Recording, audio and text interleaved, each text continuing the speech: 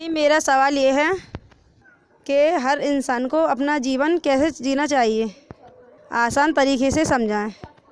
बहुत अच्छा सवाल है कि दुनिया के हर इंसान को अपना जीवन किस तरह से जीना चाहिए। तो देखिए, जिस मालिक ने इस कायनात को बनाया है इम्तिहान लेने के लिए और हमें पैदा किया है कर्म करने के लिए, इम्तिहान लेने के लिए, उसने हमारे अंदर अपनी रचना को रचा है।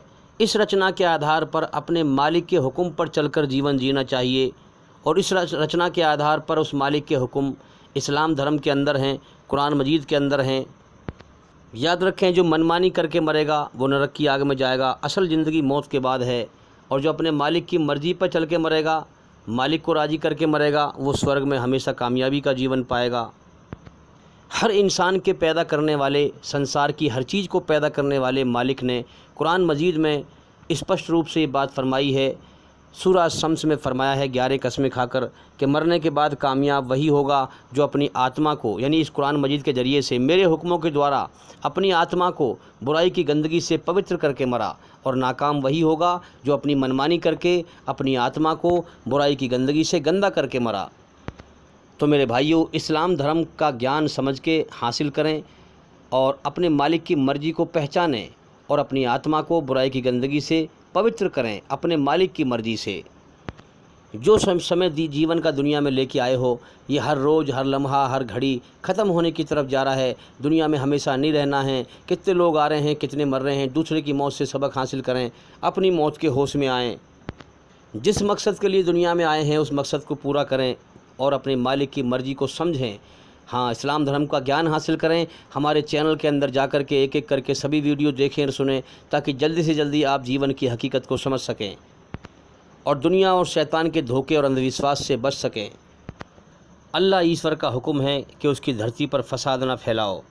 उसने तुम्हारे अंदर इंसानियत को, अपनी रचना को रचा है। इस रचना के आधार पर चलें, किसी को तकलीफ़ न दें। और याद रखें, जब तुम दूसरों का दर्द महसूस करके दूसरों की सहायता करने लगो, तब तुम समझ लेना कि तुम अच्छे इंसान बन गए हो। याद रखें, कोई भी इंसान अच्छा मुसलमान हो नहीं सकता। कब तक? जब तक कि वो पहले अच्छा इंसान ना बन जाए।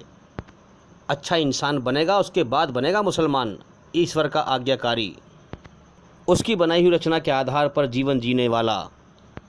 मेरे भाइयों, दुनिया में अजीब हाल है। शैतान ने इंसानियत के घोंसले को बखेर दिया है।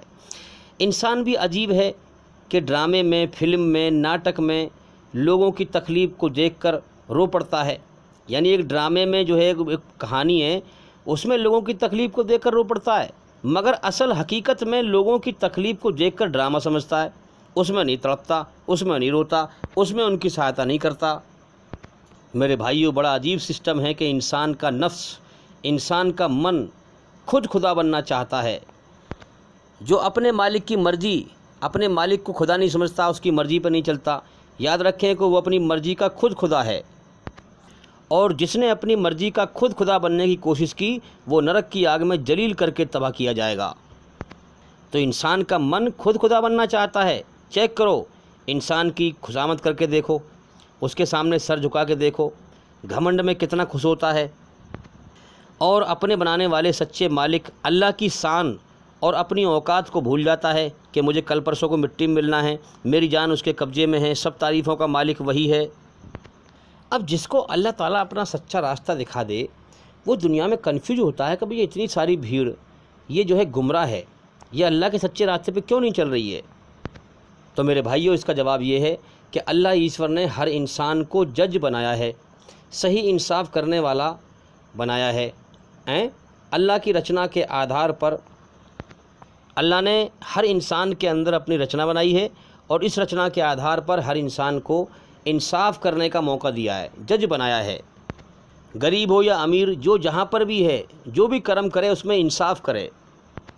मगर अफसोस की बात यह है कि दुनिया में ज़्यादातर लोग नाइंसाफ़ी और जुल्म करके, सब कुछ देखते हुए भी सच्चाई से अंधे होकर अल्लाह की राह से भटक कर, हाँ, अल्लाह की राह से भटक कर मर कर नरक की आग का ईंधन, जहन्नुम का ईंधन बन जाते हैं।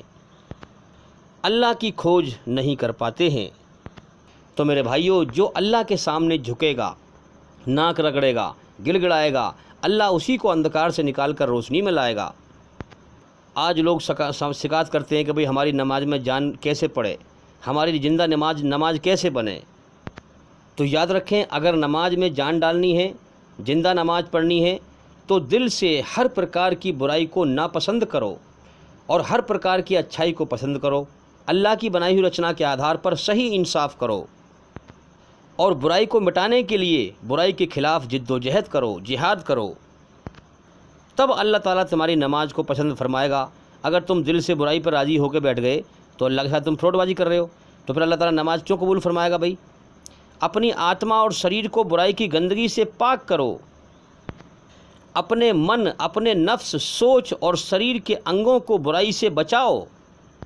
मेरे भाइयों, इस दुनिया में जगह जगह फसाद, जुल्म, जास्ती भरी पड़ी है। आजकल तो जहाँ 4-5 मर्द या औरत इकट्ठे हुए हैं, उनके पास चुगली के सिवा, एक दूसरे की बुराई करने के सिवा और कोई बात ही नहीं है करने के लिए। इसलिए बुराई पर ध्यान लगाकर गौर करें कि हमारे अंदर क्या क्या बुराई हैं, उनको मिटाएं इससे पहले मौत आ जाए। तो मेरे भाइयों, अल्लाह को ये पसंद है कि उसकी मर्ज़ी को पहचानते हुए उसके सामने नमाज़ पढ़ें। गफलत की नमाज ना पढ़ें, रस्म की नमाज ना पढ़ें, अल्लाह की मर्ज़ी को पहचानो। ये कुरान उसकी किताब है, इसको समझ के पढ़ें। जब इंसान अल्लाह की मर्ज़ी को जानेगा, जभी तो अल्लाह उसे ईमान देगा और जभी उसके अमल ज़िंदा होंगे। अब ईमानदारी से बताओ, ईश्वरी रचना के आधार पर बेईमानों को बेईमानी से कौन रोकेगा? ईमानदारी तो रोकेंगे। अगर तुम मुसलमान हो, तुम ईमानदारी का दावा करते हो, तो इन बेईमानों को बुराई से रोको। आज ये जो है बुराई पर बुराई इनकी चढ़ती जा रही है और कह रहे हैं कि ये मुसलमान जो है हिंदुस्तान के नहीं है, भारत के नहीं है। तो अल्लाह ताला छांट रहा है अच्छे बुरे को। ईमानदारी से बताओ, अगर आप बकरी हो या कोई जानवर हो या कोई परिंदा हो, बकरी की नस्ल को भी देखकर लोग पहचान लेते हैं कि भाई ये फ़लाँ देश की है, ये यहाँ की नस्ल नहीं है, ये यहाँ की नस्ल है ही नहीं, हमारे देश की नस्ल अलग है और वहाँ की नस्ल अलग है। कोई भी चीज़ वो आदमी पहचान लेता है। और आज ये हिंदू राष्ट्र बनाने वाले शैतान, इंसानी शक्ल में जंगली जानवर से भी बदतर शैतान, मुसलमानों से कहते हैं कि ये इस देश के ही नहीं है। असल में ऐसे फसादियों को इस धरती पर रहने का ही हक नहीं है, जो धरती पर धर्म के नाम पर फसाद फैलाएं। तो मेरे भाइयों, इस उम्मत को चुना गया है, संसार के सच्चे मालिक ने इसको चुना है सारे इंसानों में कि मेरा पैगाम मेरी बनाई हुई रचना के आधार पर मेरे और बंदों तक भी पहुंचाओ। इस उम्मत को चुना गया है कि ये दुनिया के हर इंसान तक अल्लाह का पैगाम पहुंचाए, ताकि लोग मरने के बाद अल्लाह पर हुज्जत तारी ना कर सकें, ये ना कह सकें कि या अल्लाह, आप हमें उस बात पर पकड़ रहे हैं जिसकी हमको खबर ही नहीं दी गई।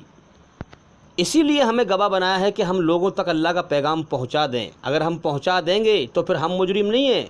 फिर अगर वो नहीं मानेगा सामने वाला, तो वो मुजरिम है, उसकी पकड़ होगी। और अगर हम नहीं पहुंचाएंगे तो हम मुजरिम हैं। और अगर हम बुराई के साथ मिल जाएंगे तो हम फिर और बड़े मुजरिम हैं। इसलिए मेरे भाइयों, बुराई से बचो। ज़िंदगी का कोई भरोसा नहीं है, हर चीज़ उस मालिक के कब्ज़े में है। जब चाहे जब मौत देकर उठा ले। उससे डरो, उसकी बादशाहत को पहचानो और अपनी मनमानी मत करो। उसी की मर्ज़ी पर ज़िंदगी जियो। उसकी मर्ज़ी कुरान मजीद के अंदर है, इस्लाम धर्म के अंदर है। इस्लाम धर्म का ज्ञान समझ के जो है समझें और हमारे चैनल के अंदर जा कर के एक एक करके सभी वीडियो देखें और सुनें, ताकि जल्दी से जल्दी आप अपने मालिक की मर्ज़ी को समझ सकें। उम्मीद करता हूँ कि सवाल का जवाब हो गया और भाई इंशाल्लाह ज़िंदगी रही तो फिर मुलाकात होगी। अस्सलामु अलैकुम वरहमतुल्लाहि वबरकातुहू।